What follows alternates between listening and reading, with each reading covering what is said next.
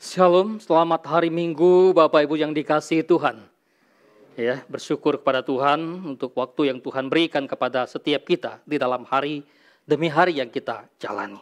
Pada kesempatan Minggu hari ini kita akan melanjutkan dengan eksposisi kita dari kitab Yakobus. Kita akan membuka kebenaran firman Tuhan dari Yakobus pasal yang ketiga, ayat 1 sampai ayat yang ke-12.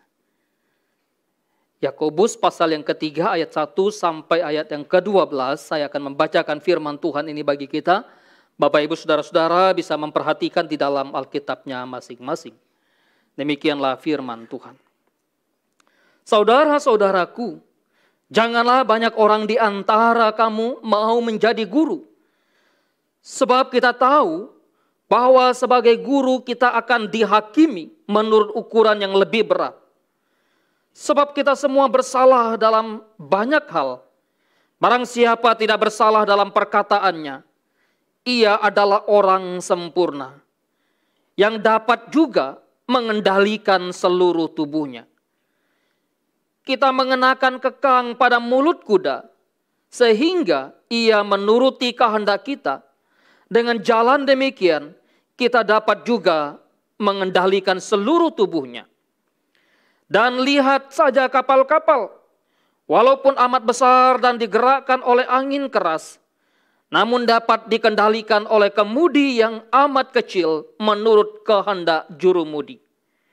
Demikian juga lidah, walaupun suatu anggota kecil dari tubuh, namun dapat memegahkan perkara-perkara yang besar.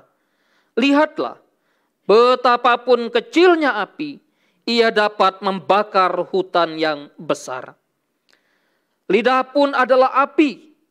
Ia merupakan suatu dunia kejahatan dan mengambil tempat di antara anggota-anggota tubuh kita sebagai sesuatu yang dapat menodai seluruh tubuh dan menyalakan roda kehidupan kita. Sedang ia sendiri dinyalakan oleh api neraka. Semua jenis binatang liar, burung-burung, serta binatang-binatang menjalar, dan binatang-binatang laut dapat dijinakkan dan telah dijinakkan oleh sifat manusia. Tetapi tidak seorang pun yang berkuasa menjinakkan lidah. Ia adalah sesuatu yang buas, yang tak terkuasai, dan penuh racun yang mematikan.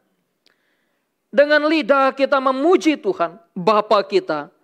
Dan dengan lidah kita mengutuk manusia yang diciptakan menurut rupa Allah. Dari mulut yang satu keluar berkat dan kutuk. Hal ini, saudara-saudaraku, tidak boleh demikian terjadi. Adakah sumber memancarkan air tawar dan air pahit dari mata air yang sama? Saudara-saudaraku, adakah pohon ara dapat menghasilkan buah zaitun? Dan adakah pokok anggur dapat menghasilkan buah ara? Demikian juga mata air asin tidak dapat mengeluarkan air tawar. Demikian jauh pembacaan firman Tuhan kita pada hari ini. Berbahagialah setiap orang yang membaca, merenungkan, dan menghidupi kebenaran firman Tuhan hari lepas hari. Ibu, bapak, saudara-saudara yang terkasih, buas dan juga berbahaya. Ketika berbicara tentang sesuatu yang buas, maka kita identik dengan menggambarkan tentang binatang. Binatang yang galak, binatang yang ganas, binatang yang garang, yang berbahaya, yang ditakuti oleh baik sesama hewan ataupun juga oleh manusia. Sesuatu yang disebut beracun juga adalah sesuatu yang disebut sebagai yang berbisa, yang berbahaya, dan juga dianggap mematikan. Karena itu ketika ada makanan maka seringkali ya sebelum dikonsumsi dicoba dulu. Kira-kira makanan ini beracun atau tidak? Kira-kira makanan ini layak makan atau tidak? Kalau dia tidak layak makan, kalau dia mengandung racun, maka siapa yang mau makan? Tidak ingin menjadi korban. Oleh sebab itu, maka sebelum orang makan biasanya dipastikan, wah ini bagus enggak untuk dikonsumsi? Ini bagus enggak untuk kesehatan? Nah, Demikian juga sebetulnya ketika kita berbicara tentang lidah, maka Yakobus sangat konsentrasi memperhatikan tentang lidah. Lidah sesuatu anggota tubuh yang disebut sebagai yang kecil, tetapi juga memiliki kekuatan yang sangat besar. Lidah memiliki tempat yang begitu strategis dalam kehidupan atau dalam diri manusia, sehingga dikatakan siapa yang mampu mengendalikan lidah, maka ia bisa mengendalikan seluruh tubuhnya. Barang siapa tidak bisa mengendalikan lidah, maka dianggap tidak bisa mengendalikan seluruh tubuhnya. Oleh sebab itu ketika berbicara tentang bagaimana Yakobus membicarakan tentang lidah ini, kita percaya bahwa di dalam konteks ini maka Yakobus mengingatkan tentang tanggung jawab orang percaya, tanggung jawab setiap orang sebetulnya. Di dalam apa? Di dalam mempergunakan lidah. Ada tanggung jawab dan tuntutan dalam mempergunakan lidah. Yakobus berkata demikian, saudara-saudaraku, janganlah banyak orang di antara kamu yang mau menjadi guru. Sebab kita tahu bahwa segala atau sebagai guru kita akan dihakimi menurut ukuran yang lebih berat. Jangan banyak di antara kamu yang ingin menjadi guru. Kenapa? Karena dikatakan sebagai seorang guru, sebagai seorang pengajar, sebagai seorang pendidik, maka kita akan dihakimi menurut ukuran yang lebih berat. Di dalam zaman Yakobus maka konteks guru yang dimaksud adalah pengajar daripada kebenaran firman Allah. Pengajar untuk mengajarkan firman Tuhan. Tentu dalam pergerakan pergeseran maka sebetulnya setiap orang disebut juga sebagai guru. Bukan hanya orang-orang yang memberitakan firman Allah. Tetapi ketika di dalam kehidupan hari-hari orang tua pun disebut sebagai guru. Orang tua disebut sebagai guru bagi anak-anak. Suami disebut sebagai guru. Istri disebut sebagai guru. Dan bahkan kakak disebut sebagai guru. Maka bagaimana kehidupan orang-orang yang disebut sebagai guru, haruslah mereka mengendalikan lidah mereka. Kalau zaman sekarang maka dibuka peluang untuk pendaftaran menjadi guru. Yang dibuka atau yang dicari misalnya 100 orang. Barangkali yang mendaftar bisa ribuan. Bisa ribuan untuk mendaftar menjadi seorang guru gitu ya. Atau dibuka lowongan untuk menjadi seorang dosen secara terbuka. Maka kalaupun misalnya 10 yang dicari, barangkali ratusan atau ribuan orang mendaftar untuk menjadi seorang dosen. Kalau dosen atau guru umum. Tapi kalau buka untuk lowongan, pembukaan untuk mahasiswa sekolah tinggi teologi, jurusan teologi lagi. Waduh, ini kira-kira berapa banyak yang daftar gitu ya. Apakah orang kemudian, wah saya akan mendaftar ke sana. Saya mau menjadi guru teologi. Saya mau menjadi guru untuk kebenaran firman Allah. Tidak juga kali ya. Salah satu sekolah yang begitu sudah lama, maka beberapa konsentrasi ada teologi dan juga ada konsentrasi PAK. Saudara tahu, yang mendaftar untuk mengambil mengambil jurusan teologi hanya berapa? Hanya 1. 1 orang. Wah, tapi ketika ada jurusan PAK enggak? Oh ada, banyak. Ada jurusan yang lain enggak? Ada, daftar. Tapi ketika ini jurusan apa? Ini konsentrasi apa? Ini konsentrasi khusus teologi. Sedikit yang berminat, sedikit yang mendaftar. Oleh sebab itu maka ketika bicara tentang menjadi guru, orang yang menjadi guru adalah orang yang betul-betul memperhatikan seluruh kehidupan mereka. Kenapa? Yakobus mengingatkan jangan banyak di antara kamu yang mau menjadi guru. Guru memang penting di dalam kehidupan sehari-hari. Guru memang penting karena melalui gurulah bagaimana pengajaran yang baik disampaikan. Kehidupan mengalami satu perubahan.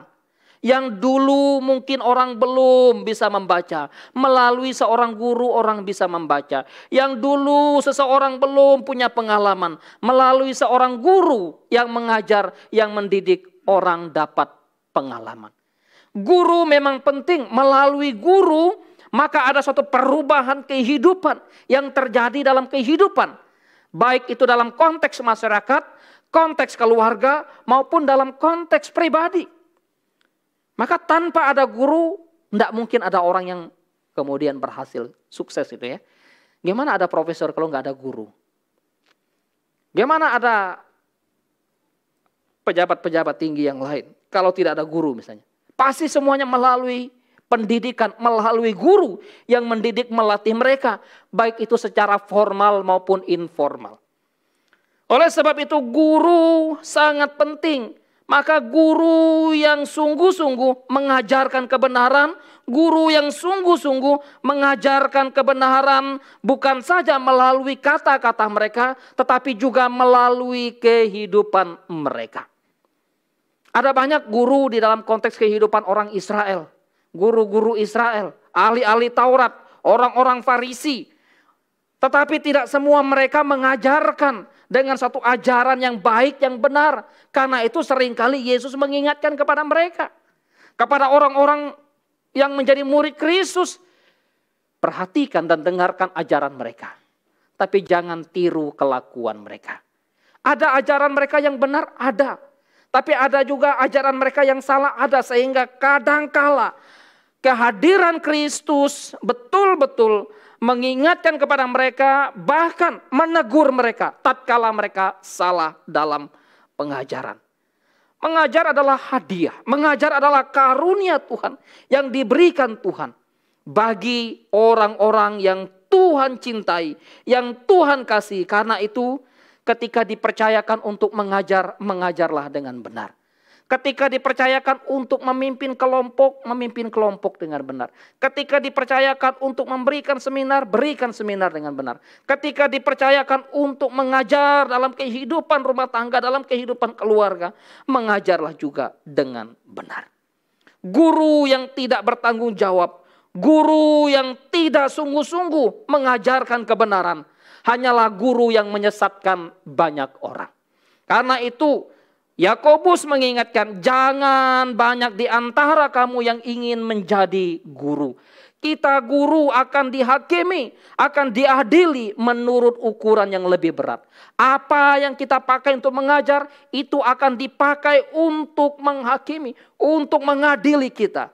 Karena itu barang siapa mengajarkan hal yang salah, yang menyesatkan, maka kepada mereka ditanggungkan hukuman yang lebih berat.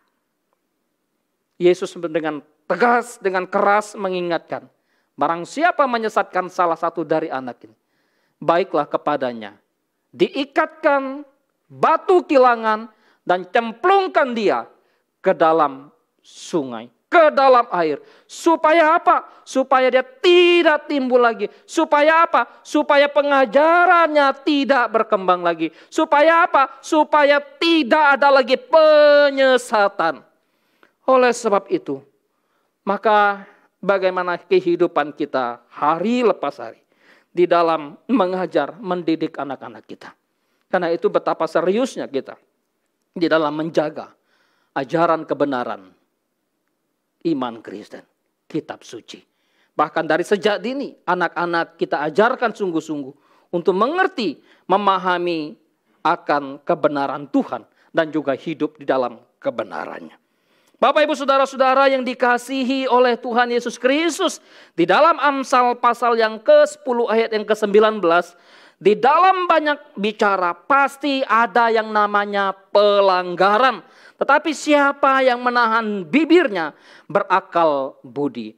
Karena itu Yakobus dengan sadar juga mengingatkan, mengatakan bahwa kecenderungan untuk salah itu pasti ada di dalam dirinya. Dia sadar karena itu apa yang dia katakan, sebab kita semua bersalah dalam banyak hal.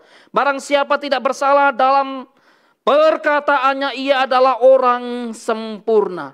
Siapa yang tidak pernah bersalah di dalam perkataannya, kecuali Kristus Yesus Tuhan itu. Selain Kristus maka tidak ada manusia yang tidak pernah mengalami kesalahan. Itulah yang disebutkan oleh Yakobus. Dia sadar betul, sekalipun dia sebagai seorang soko guru, sebagai pengajar, sebagai seorang pemimpin gereja, pemimpin agama, dia menyadari, dulu saya pernah salah.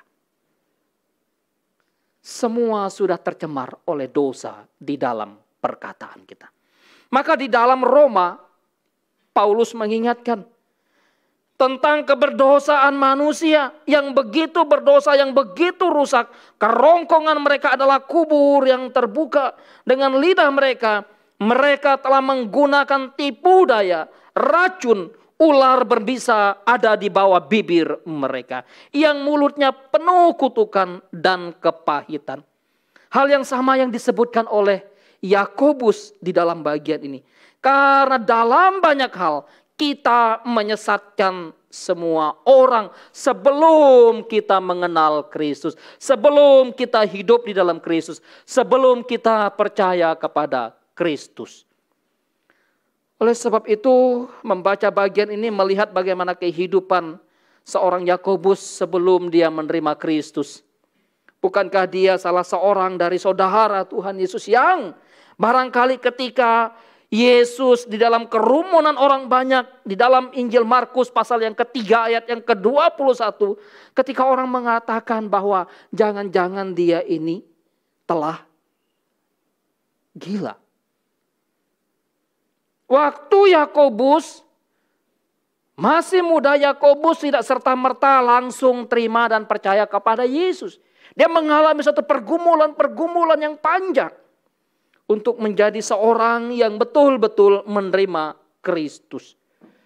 Bapak Ibu Saudara yang dikasihi oleh Tuhan, maka kita menyadari betapa seringkali dalam kehidupan hari-hari kita juga masih mengalami yang namanya kesalahan di dalam berbicara. Kesalahan di dalam berkata-kata. Karena itu filter baik-baik. Sekarang orang mengatakan, ya, yang menjadi harimaumu bukan lagi mulutmu tetapi tanganmu. Jari jemarimu. Walaupun jari jemari yang mengetik tetapi sebetulnya juga itu ditransfer dari hati dan juga ke mulut. Tangan yang melaksanakan. Yakobus mengingatkan tentang bagaimana kehidupan orang-orang percaya. Kekuatan dan kelemahan lidah itu ada. Lidah tidak hanya punya kekuatan yang positif. Tapi juga lidah kalau tidak dikendalikan punya kekuatan yang bersifat menghancurkan. Di dalam ayat yang ke-4, 3-6 kita bisa melihat di sana. Apa yang menjadi kekuatan dan kelemahan lidah di sana. Dan lihatlah kapal-kapal walaupun amat besar yang digerakkan atau digerakkan oleh angin yang keras. Namun kapal dikendalikan oleh kemudi yang amat kecil menurut kehendak jurumudi. Demikian juga dengan lidah. Lidah anggota tubuh yang kecil tetapi mengendalikan seluruh kehidupan yang begitu besar. Kapal yang besar, kapal yang berlayar, yang panjangnya bisa ratusan meter, yang lebarnya bisa puluhan meter. Tetapi kapal yang besar itu dikendalikan hanya dengan kemudi yang kecil. Ketika angin, gelombang, ombak menerpa kapal, maka kemudi itulah yang mengendalikan kapal itu. Kalau zaman dulu kita jarang naik pesawat, maka kalau mau berpergian, naik kapal misalnya ya. Misalnya dari Pontianak dulu Jakarta, atau Jakarta Pontianak, kita biasanya misalnya naik kapal Mabuhay itu ya. Salah satunya. Waduh, ini bagaimana ketika kapal di tengah laut yang begitu digoncang oleh ombak. Tetapi kapal yang besar itu dikendalikan oleh kemudi yang begitu kecil. Kapal yang besar dikendalikan oleh besi yang kecil yang ada di kemudinya. Itulah yang mengendalikan sehingga kapal bisa berlayar dan sampai kepada tujuan. Jika seseorang mau hidupnya dikendalikan dengan baik, ke arah yang baik, maka perlu mengendalikan lidah. Yakobus juga menggunakan istilah bukan hanya sekedar kapal, tetapi juga dia menggunakan tentang kuda. Kuda binatang yang kuat, binatang yang gagah, yang perkasa, yang dipakai oleh para tentara Romawi untuk berperang. Siapa yang mampu menaklukkan kuda kalau tanpa ada alat yang dipakai untuk menaklukkan kuda? Kuda yang liar, kuda yang kuat, kuda yang besar hanya bisa ditaklukkan, dijinakkan dengan menggunakan kekangnya. Demikian jugalah dengan lidah. Apa yang menjadi kekang bagi kehidupan kita? Apa yang bisa mengendalikan seluruh kehidupan kita? Yakobus mengatakan lidah. Lidah yang dipergunakan untuk mengendalikan kehidupan. Lidah juga digambarkan seperti api, api yang kecil.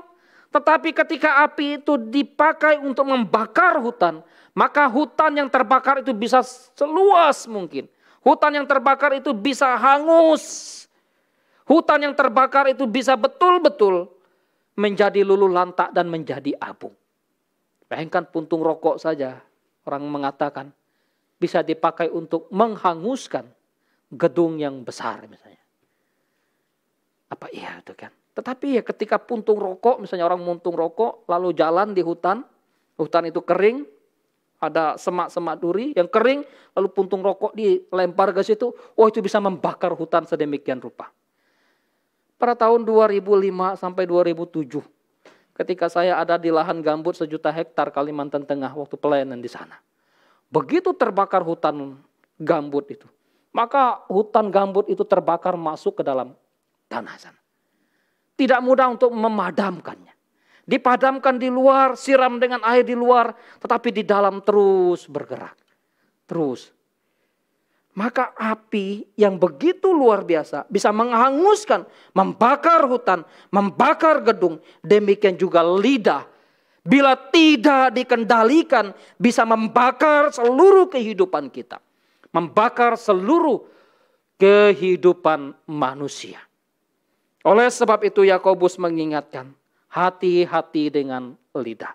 Lidah itu ganas, lidah itu beracun, lidah itu buas, maka kendalikanlah lidah. Jinakkanlah lidah. Kemampuan untuk menjinakkan lidah. Bagaimana kemampuan untuk menjinakkan lidah? Bukankah dikatakan tidak ada seorang pun yang berkuasa untuk menjinakkan lidah?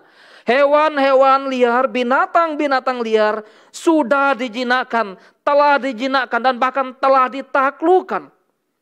Tetapi siapa yang mampu, yang berkuasa untuk menaklukkan lidahnya, menaklukkan dirinya, menaklukkan perkataannya? Yakobus mengatakan, tidak seorang pun yang berkuasa menjinakkan lidah.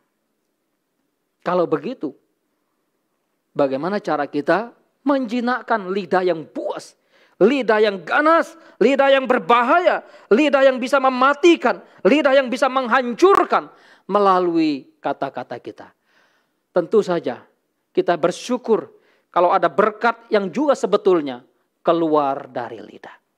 Yakobus mengingatkan, lidah itu bukan hanya sekedar dianggap sebagai yang merusak, yang menghancurkan, yang mendatangkan suatu kutuk, tetapi juga lidah sebagai sumber berkat. Melalui lidah juga akan terpancar berkat yang seharusnya dinyatakan, dihadirkan di dalam kehidupan hari lepas hari orang percaya. Ibu bapak saudara-saudara yang terkasih dalam nama Tuhan Yesus Kristus, jangan membiarkan lidah di dalam kebuasannya. Jangan membiarkan lidah di dalam kondisi yang beracun. Kendalikanlah lidah itu. Pertama, ketika kita mau mengendalikan lidah, agar lidah tidak menjadi beracun, agar lidah tidak menjadi alat yang merusak, menghancurkan kehidupan kita, maka hidup kita diperhadapkan dengan Tuhan. Ketika kita harus mengendalikan lidah, kita harus menyadari kenapa kita harus kendalikan lidah kita. Karena hidup kita diperhadapkan dengan penghakiman tadi. Di dalam pasal 3 ayat 1 tadi dikatakan, bagaimana seorang guru akan dihakimi menurut pengajaran, menurut perkataan mereka, menurut ajaran mereka. Maka hati-hati. Kita menyadari bahwa kita diperhadapkan dengan satu penghakiman. Kita diperhadapkan dengan satu tanggung jawab. Bahwa kita harus bertanggung jawab dengan kehidupan kita. Matius di dalam pasal yang ke-12 ayat yang ke-36 dan 37 juga menggambarkan hal yang sama. Bagaimana kita diperhadapkan dengan penghakiman. Dengan apa yang engkau ucapkan, dengan apa yang engkau katakan, maka itu yang engkau pakai, itu yang menjadi ukuran untuk menghakimi, untuk mengadili seseorang. Oleh sebab itu pentingkah mengendalikan lidah? Sangat penting. Jangan terlena di dalam kehidupan kita hari lepas hari. Bagaimana kita mengendalikan lidah? Kita mengendalikan lidah sangat penting. Lidah itu merupakan satu proyeksi pikiran. Lidah merupakan satu proyeksi pikiran yang dari mana? Yang dari hati. Dari dalam hatilah. Maka keluar kata-kata. Gambaran hati nanti keluar melalui kata-kata.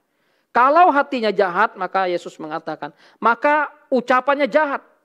Kalau hatinya sedang benci, maka ucapannya menggambarkan kebencian. Kalau hatinya sedang marah, maka kata-kata yang dilontarkan adalah kata-kata marah. Kalau hatinya sedang mengalami kepahitan, maka pasti kata-kata yang keluar pun mengalami kepahitan. Hati adalah perbendaharaan kata. Hati adalah perbendaharaan apa yang kita ucapkan. Menguasai hati, maka menguasai lidah. Kalau orang mampu menguasai hatinya, dia akan mampu menguasai lidahnya. Coba kalau orang lagi berantem, hatinya lagi marah. Yang dilontarkan apa? Waduh, mungkin segala jenis nama di kebun binatang akan keluar semua. Kalau hatinya dikendalikan, hatinya dikuasai dengan baik-baik, maka orang akan mampu mengendalikan perkataannya dengan baik. Menguasai hati, kuasailah hati, kuasailah hidupmu. Membiarkan perkataan Kristus menguasai hati kita. Biarlah perkataan Kristus tinggal di dalam kamu. Biarlah perkataan Kristus tinggal di dalam hatimu. Itulah yang dikatakan oleh Paulus di dalam suratnya kepada jemaat di Kolose. Janganlah tiap-tiap orang dengan amarahnya masing-masing. Sadarlah, ingatlah bahwa engkau adalah manusia baru. Bukan lagi manusia lama. Yang penuh dengan cacian, makian. Yang penuh dengan gosip sana, gosip sini. Yang penuh dengan menjahatkan sana, menjahatkan sini. Engkau adalah manusia baru. Yang dari mulutmu, dari mulutku, dari mulut kita harus keluar berkat itu. Minta hikmat pada Tuhan ketika engkau ingin berkata-kata. Mintalah hikmat dari Tuhan ketika kita ingin berkata-kata. Kita harus minta hikmat dan jujur dalam berkata-kata. Nah, itu yang Yakobus tekankan. Sehingga apa? Kalau tanpa hikmat Allah yang menguasai hidup kita, yang menguasai hati kita, yang menguasai pikiran kita, maka orang bisa berbicara sembarangan. Akibat berbicara sembarangan, maka kerusakan bisa terjadi, relasi yang baik bisa menjadi rusak, komunitas yang baik, yang utuh bisa menjadi rusak, keluarga bisa menjadi rusak, suami dan istri bisa menjadi perang satu dengan yang lain, anak ke orang tua bisa berantem, saudara bersaudara bisa berantem, bahkan persahabatan bisa pecah hanya karena apa? Hanya karena lidah yang tidak dikendalikan. Oleh sebab itu bagaimana kehidupan kita sebagai orang percaya.